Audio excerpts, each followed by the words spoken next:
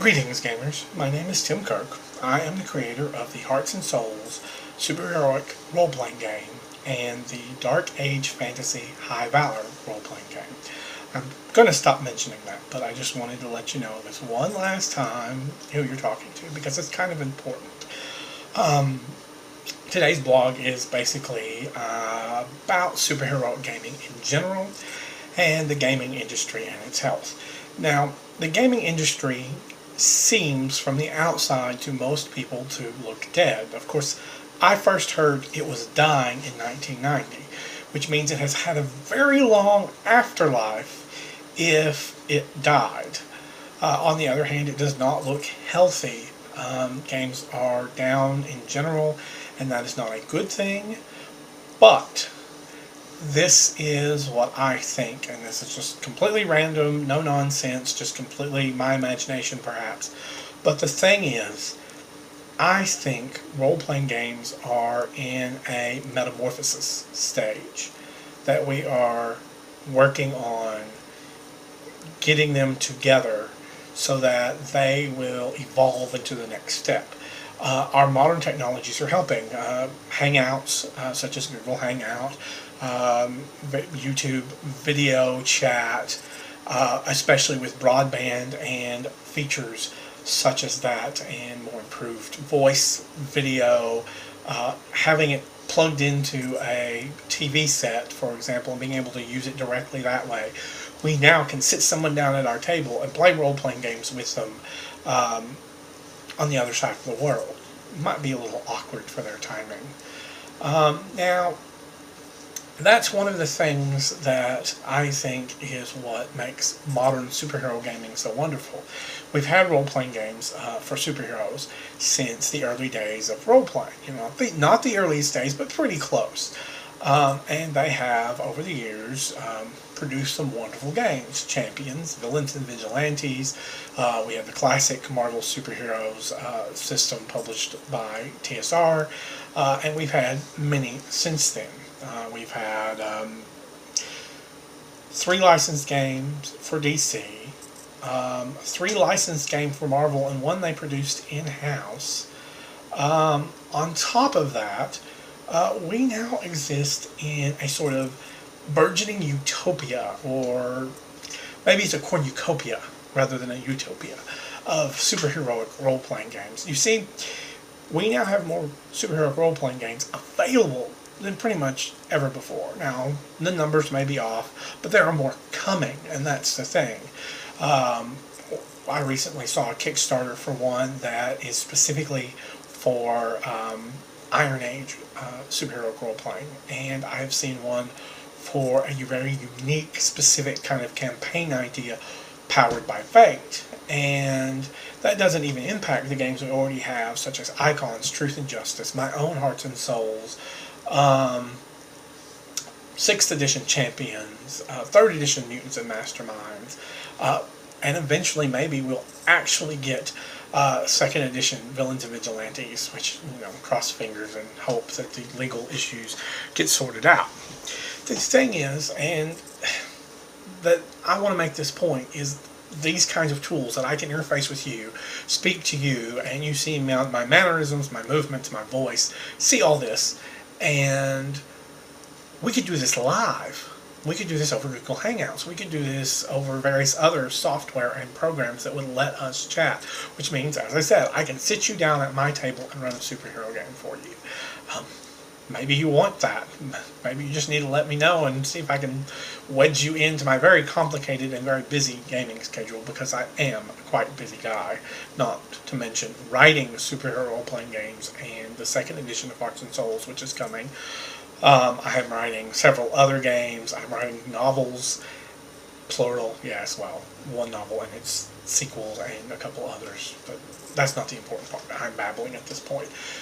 But the point is, what really matters is that now we can begin to reach out from one game to another and have a community of just superhero role players.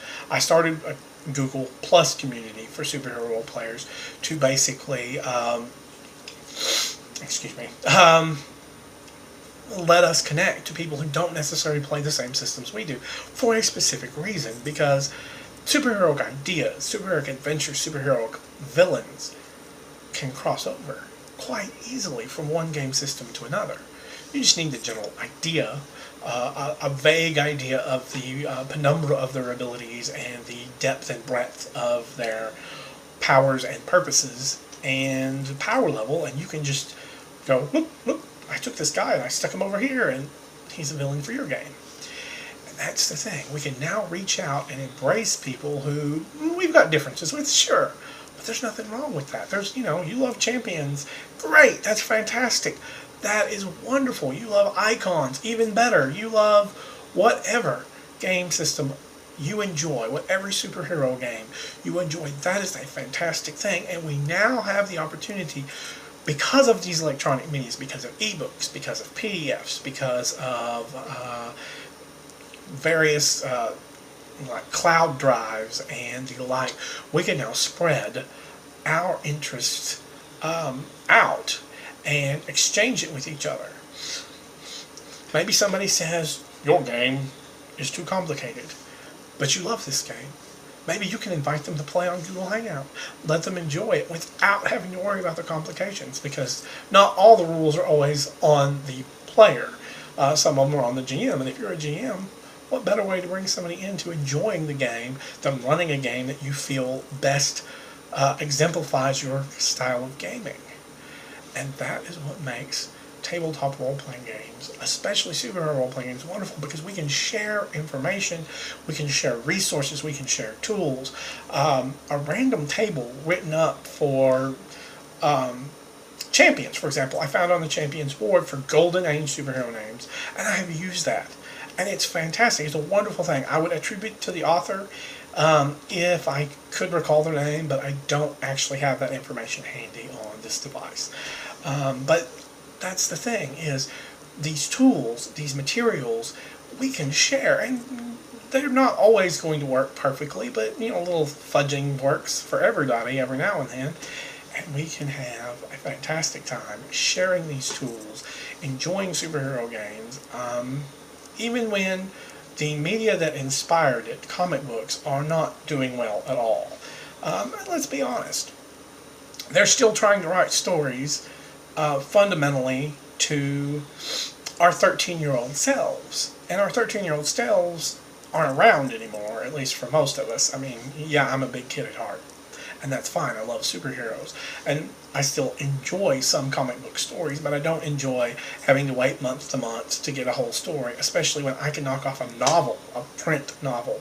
I could just grab one, but I don't have one handy, because I can knock off a print novel, 200, 300, 400 pages in a day. A comic book is like that, and it costs significant for the amount of story I get, so it's better for me to get print media, which is another thing. Electronic books, for whether you have a Kindle, a Nook, or whatever, there's some fantastic superhero ones out there you've probably never heard of, because they're not comic books. One of my favorite recent stories, which I've read several times, is Confessions of a D-List Supervillain.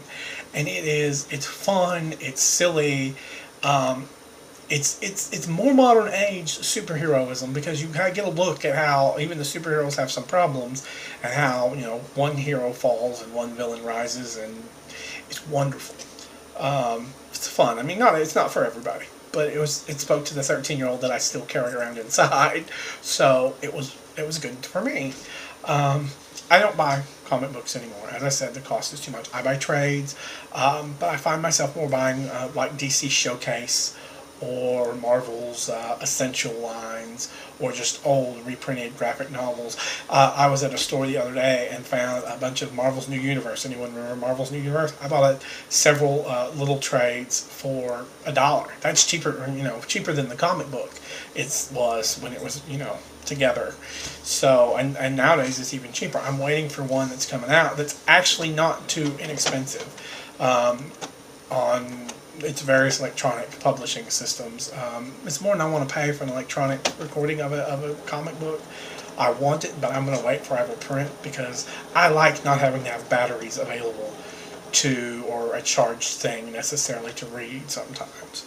Nothing wrong with that. You know, some people can live entirely on electronic devices. I can't yet. Maybe someday.